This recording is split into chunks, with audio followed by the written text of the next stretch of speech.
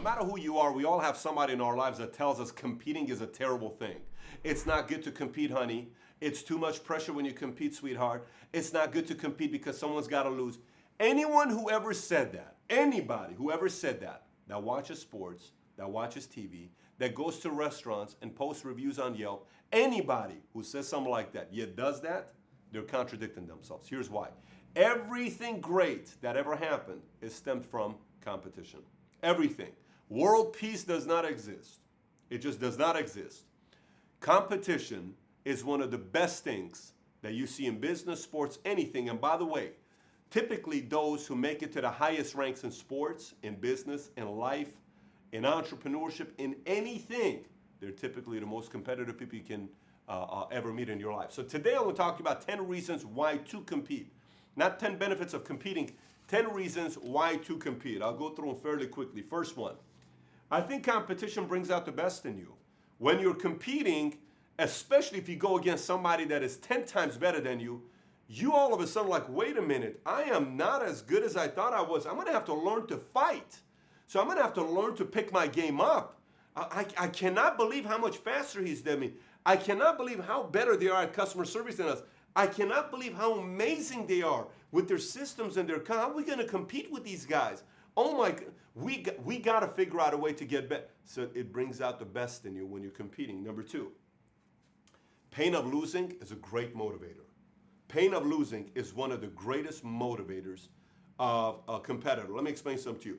The same people that say competition is not good for you, I guarantee you, if you sit down and have a private conversation with them and they're willing to be open, there was a very painful loss at some point of their lives. What could it be? They lost a girl to another man. They lost a man to another girl that hurt them. They lost a customer to somebody. They lost a game. Someone beat them in a public event, at a sporting event. They didn't like that. They lost in a debate publicly. They completely stumbled once. And instead of getting up and wanting to compete again, which we've all had our embarrassing moments in our lives, they chose to let that define them. They chose to let that define them. Anybody that competes at the highest level, they had a very painful loss. Very painful loss. I remember, I can tell you I've won, in business for the last 15 years, I've won many, many times. But I can tell you the ones I remember vividly are my losses. And the ones that got me to step up, look at myself in the mirror, dust myself off and say, man, that hurt. That's what caused me to compete and get better and improve my business to the next level. Number three, competition keeps you young, believe it or not. Those who are engaged in the game, they're younger because they're not rusting out. Man, what if I burn out? I would definitely rather burn out than rust out. I'd definitely rather be in the game. I'm like, man, let's go, let's get them. Than sit around and just watch everything rust out and not be engaged in competing. I would rather see that happen any day of the week. So competition keeps you young. You got to stay young because in order to keep up with everybody else, you kind of are going to end up staying young. Number four, distracts you from your problems in your life. If you think about the last time you really dwelled into problems so deep that it almost drove you nuts, I can tell you, at least for myself, anytime I go so deep into a problem that it makes me, what if this, why did he say this, why did he say this, why did that, it's when I have so much time on my hands and I'm not in the hunt for something. Because when you're in the hunt for something, when you're competing for something, when you're improving to do something, you don't have time to think about problems. You actually have a positive distraction. Everyone in life has distractions. Everybody. A kid could be a positive distraction to a business. A business could be a positive distraction to an ex-girlfriend. There are a lot of positive distractions. Competition is a positive distraction, and it takes you into the game so much that you don't have time to be thinking about all the problems and all the possibilities of the world coming to an end. You don't have time for that because you're engaged. You're in the arena competing. Number five, believe it or not, when you compete, you build new relationships. Now somebody would say, wait a minute, when you compete, you build new relationships? Yes. Let me explain to you in the simplest way. Let's just say you're a kid that plays tennis, hypothetically. So you start playing tennis with your dad, okay, and you're pretty good, married. You play with your dad, and you're actually pretty good. Then you start playing with your brother, and you're actually good. You beat your brother, and that's your older brother by 2 years. And you beat him in tennis. Okay, cool. So everybody so far you know is who? Family. Then your dad and your mom say, why don't we put you in a different place where you start competing and get some coaching? And then you start getting a coach, and then your backhand is good, your serve is good, your footwork's getting good. Then the coach says, you know what, I think we should put her in a league. And then you go into a league. You're not in high school. This year you're 12, 13 years old. You go into a league, and in the league, you start doing good. And then all of a sudden, you beat a couple guys. And then you get beat once by somebody that's very good. She is 10 times better than you. You're like, oh my gosh. And the next thing you know, you win one where you go into a tournament, and there's 30 girls that are now competing. You officially built new relationships with 30 new competitors, and you're one of them. Now you have new relationships. If you're in the business world, and say you're a social media consultant, you have to go to all the social media conventions. You have to go to all the social media events to find out what all the up and coming things are that's coming up. If you don't go to it, you're being left behind. You're not a competitor. What if you don't do it? If you don't do it, you know nothing about Snapchat, you know nothing about the new Anchor Music, all this stuff that's changed. You don't know about it. So you're not a competitor. You're being left behind. No one's going to hire you because you don't know what's up to date because you're not a competitor. But if you go to all these functions, all of a sudden people are going to know that you know what you're talking about. Now you're part of a committee of 10 other competitors that are fighting to get the same customers you're going for, but you're learning how to get better because you're amongst these other competitors. You build a lot of relationships if you do compete. Number 6, I was at a convention this past week in Palm Springs. Had a great time. There was a lot of energy. This place had 1,400 people at this convention in Palm Springs. And I watch everybody. And one of the things I pay very close attention to, there are those that are established, let's just say in business. But then there are those that are young and hungry and coming up in business, not age. They're young in business. They're not necessarily, they could be 42 years old, but they're young in business, right? And you see the look on their eyes, this competitor, and you see somebody that's established, their eyes are a little droopy. They've lost the fire, right? And this other person's coming up and they're trying to do whatever they can, but they keep losing, but they're not giving up. Let me tell you something. These guys earn a lot of respect. They get respect from everybody. Because it's kind of like in school when you fight somebody and you beat this person up, but this person swings back every time you fight him. Even you beat him. You don't want to fight this person next time because, like, listen, at least this person I fight, he never swings. This person I fight, he won't stop swinging until I kick his butt, and he typically gets me a couple times. I don't want to fight this guy. Gain respect, even though this person lost. There's a lot of respect for a competitor. There's a lot of respect for somebody that goes to the last minute and fights till the very last minute, even if they lose. In sports, you hear an athlete saying, you know, these guys were a tough person we faced. This was not an easy one. They fought to the very last minute. And you'll see sometime where there's, these guys gave up after the first game because they lost by 28 points. That's no respect. You don't gain respect with that. Number 7. Number 7 is when you're a competitor, one of the reasons when you compete, your brain gets wired in improvement mode. Your brain gets wired in improvement mode. Let's just say you run a real estate business and you lost one of your clients and they went and changed their listing and put it with another guy. Why? And you found that the reason why they did with this other guy is because that guy has 5 people that are passing out flyers, and that guy is got people that are doing all these other marketing for him, and he's got it on 5 different websites, and he's putting on Craigslist, and you didn't do that. Well, guess what? If you want to compete with this guy to not lose future listings, you better improve. If you don't, get out of the real estate business. You're going to lose them every single time. If you run a coffee shop, and there's a coffee shop across the street, customers used to come to you. Now they're no longer coming to you. They're going across the street. That customer kept telling you, hey, with this coffee, why don't you have some sweet for us to have? And you said, no, our specialty is mainly coffee. Now you lost that business that's going across the street. Now you may want to consider having some kind of sweets.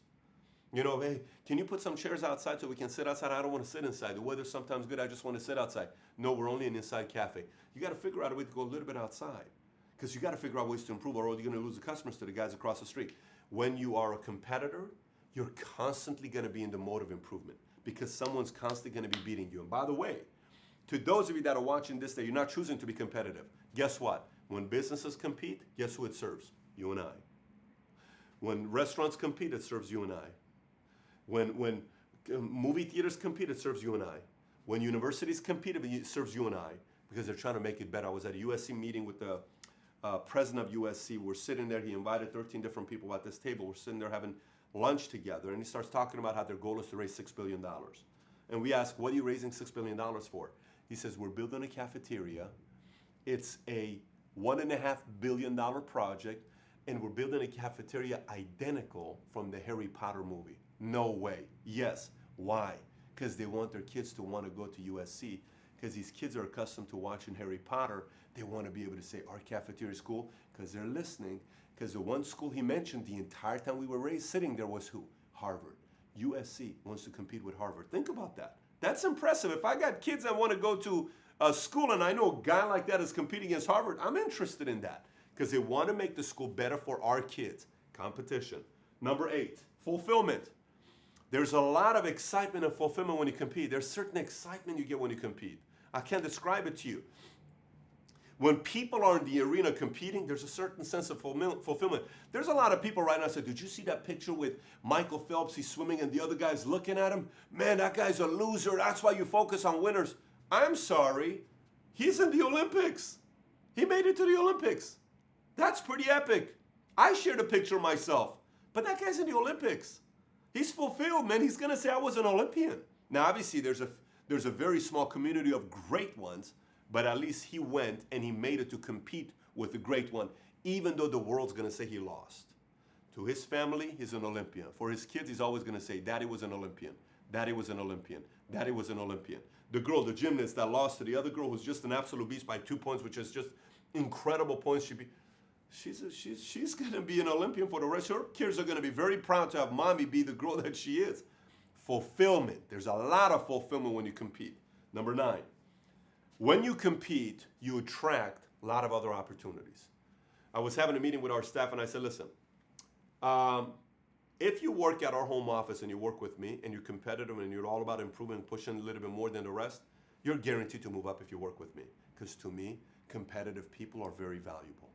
Because they always want to move up. They always want to make things better. They always want to figure out ways to do it faster or better. I love having people on the team that are like that. I love having people that are coming. If they're not, I simply say, we're not the company for you. But if you are, we are the company for you. So other opportunities come from people like this.